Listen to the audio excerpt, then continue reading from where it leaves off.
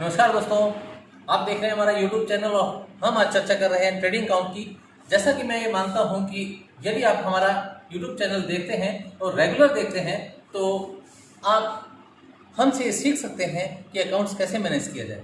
Accounts manage करने में आपको कुछ ही अकाउंट्स की ज़रूरत होती है, जिनको आप समझ लेते हैं तो आप आराम से अपना अकाउंट्स मैनेज कर सकते हैं। देखिए दोस्तों, सबसे पहले अगर अकाउंट्स मैनेज करते हैं तो हमें उन चीज़ों को समझना होता है कि कौन कौन सी मदें हमें आवश्यक होती है एक अकाउंट्स में।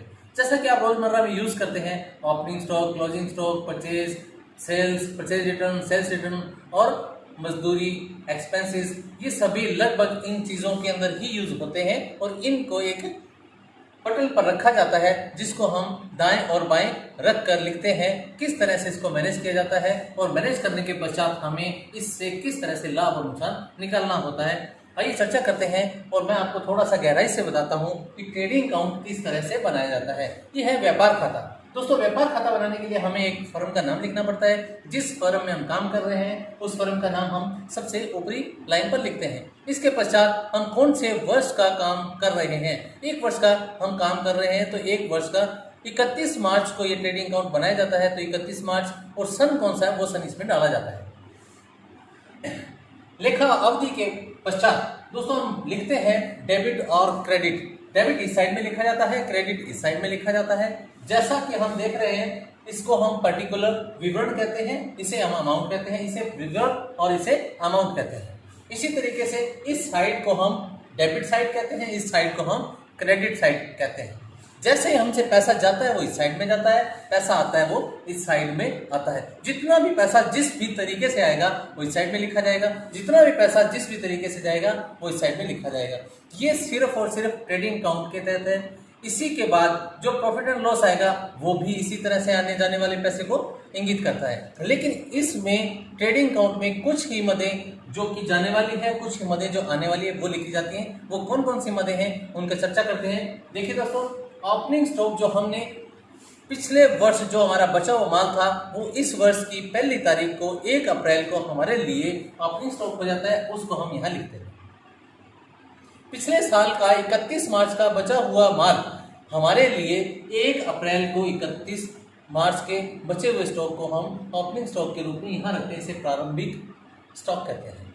इसके पश्चात हम लिखते हैं परचेज। जितने भी हम हमारे द्वारा क्रय की जाती है, जितने हमारे बिल्स हैं उन सबको जोड़कर जो परचेज होती है उसको हम क्रय कहते हैं। और क्रय में से वो सभी क्रय वापसी घटा दी जाती है जो हमने व्यापार करते समय हमारे को टूटा फूटा या खराब माल मिलने के कारण उसको वापस कर दिया गया था, जिसे हम विक्रय परचेज रिटर्न कहते हैं। परचेज रिटर्न को हम वापसी करने के पश्चात जो शेष बचता है उस परचेज को हम यहाँ लिखते हैं। दोस्तों, इसके बाद हम डायरेक्ट एक्सपेंसेस, जितने भी हम अपने व्यापार के अंदर प्रत्यक्ष खर्चे लगाते हैं, माल को लाने तक के, हमारी शॉप पर लाने तक के, हमारी दुकान तक लाने तक के खर्चे जो होते हैं। जैसे हम किसी माल को ढुलाई के लिए, किसी रेडी पे खर्चा, किसी पे कार्यालय में आने तक, हमारे शॉप में आने तक भाड़े का खर्चा, कैरेज इनवर्ड, लोडिंग, लदाई, गैस का या ईंधन का, किसी भी प्रकार का जो खर्चा होता है जो हमारे माल को पहुंच देता है, यानी उत्पादन में चुंगी हुआ, कोई अगर हम प्रोडक्शन कर रहे हैं तो उस उत्पादन में हमारी शॉप तक तैयार होकर माल आता है, तब तक का जो खर्चा होता है उसे हम डायरेक्ट खर्चा कहते हैं, डायरेक्ट एक्सपेंसेस कहते हैं। वो हमारा यहाँ पे इस तरीके से डाला जाता है। ये डालने के पश्चात जो माल हम सेल करते हैं, टोटल माल सेल करते हैं, सेल में से जो हमारे को वापस मिल जाता है उसको घटाकर हम यहाँ लिख देते हैं। टोटल सेल में से जो हमें माल वापस मिल जाता है, यानी सेल करने के बाद हमारे माल को कोई रिटर्न कर जाए कि हमें ये पसंद नहीं है, ये खराब है वगैरह वगैरह, वो सब हम इस टोटल सेल में से घटाकर हम यहाँ इंगित कर देते हैं। इसे हम सेल्स कहते हैं। सेल के पश्चात दोस्तों हमारा आता है अब नॉर्मल गुड्स लॉस। यदि कोई हमारा असामान्य नुकसान हो चुका हो, जैसे कोई माल में डैमेज हो गया हो, कोई रिसाव हो गया हो, कोई खराब हो गया हो, वो हम यहाँ पर लिख देते हैं, चाहे वो जितने का भी हो। इसके पश्चात हमारा जो बचा हुआ स्टॉक है, जो सेल होने से वंचित रहेगा, जो बच गया, उसको हम यहाँ पर लिख देते हैं। देखिए दोस्तों, हमने जो सेल की, जो हमारा माल बचा हुआ है, जो माल हमारा डैमेज हो गया, वो सब का हम यहाँ से जोड़ लगा लेते हैं।